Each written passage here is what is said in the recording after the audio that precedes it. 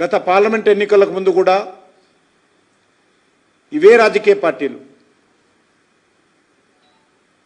రాజ్యాంగాన్ని మారుస్తారని చెప్పి తప్పుడు ప్రచారం చేస్తూ ఎన్నికల్లో లబ్ధి పొందేటువంటి ప్రయత్నం చేశారు.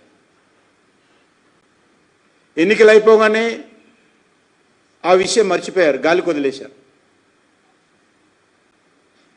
తర్వాత కొత్త అంశాలను తెర మీదకి తెచ్చేటువంటి ప్రయత్నం చేస్తూ ఉన్నారు. కాబట్టి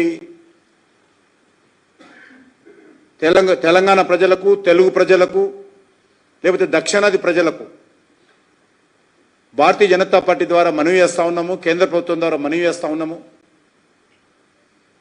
డీలిమిటేషన్ సంబంధించి ఇంతవరకు కేంద్ర ప్రభుత్వము ఏ ఒక్కరోజు కూడా ఇంతవరకు ఆలోచన చేయలేదు. డీలిమిటేషన్ జరుగుతుందా జరగదా, జనాభా సేకరణ ఎప్పటి లోపల పూర్తవుతుంది, ఇవన్నీ కూడా భవిష్యత్తులో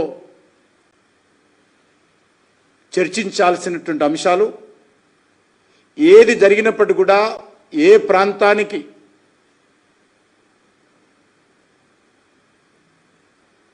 ఒక బియ్యం గింజంతా కూడా అన్యాయం జరగకుండా అన్ని రాష్ట్రాలకు సమన్యాయం దృక్పథంతో సబ్కా సాత్ సబ్కా వికాస్ పేరుతో నరేంద్ర మోడీ గారి ప్రభుత్వం పనిచేస్తుందనే విషయాన్ని మనవి చేస్తూ, ఈ యొక్క ప్రతిపక్ష పార్టీలు, కుటుంబ పార్టీలు, అవినీతి పార్టీలు,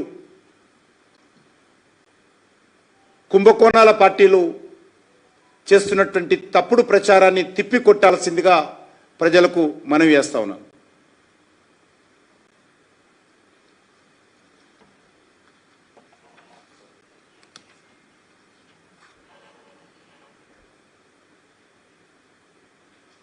ఈ రెండు పార్టీలు కూడా వెళ్తూ మజ్లిస్ పార్టీని మర్చిపోయినట్టుంది.